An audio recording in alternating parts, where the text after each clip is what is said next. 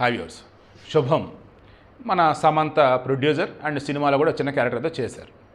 ఈ సినిమాకి సంబంధించి లేటెస్ట్ వచ్చిన అప్డేట్ ఏంటి అంటే, సినిమా పెట్టిన బడ్జెట్కి ఆల్రెడీ రెండంతలు వచ్చేసిందంట.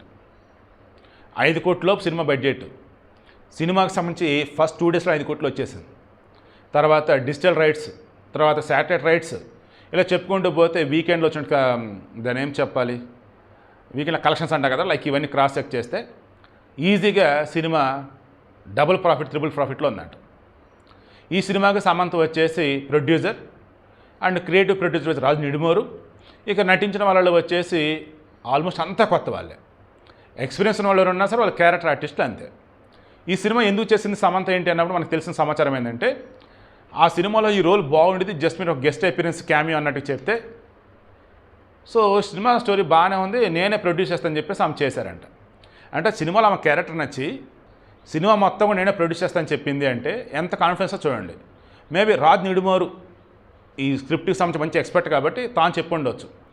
తాను సమంత ఇద్దరు కలిసి విని ఉంటారు, దాన్ని తాను సజెస్ట్ చేస్తుంటారు. ప్రొడ్యూస్ చేస్తున్నారు ఎప్పటి నుంచో సినిమా, ఇది చేయండి అని చెప్పుంటాడు. మొత్తానికి జాక్ పాట్ కొట్టేశారు, సినిమా బంపర్ హిట్ అన్నట్టుగా టాకు, కలెక్షన్స్ కూడా దూసుకుంటా పోతూ ఉంది.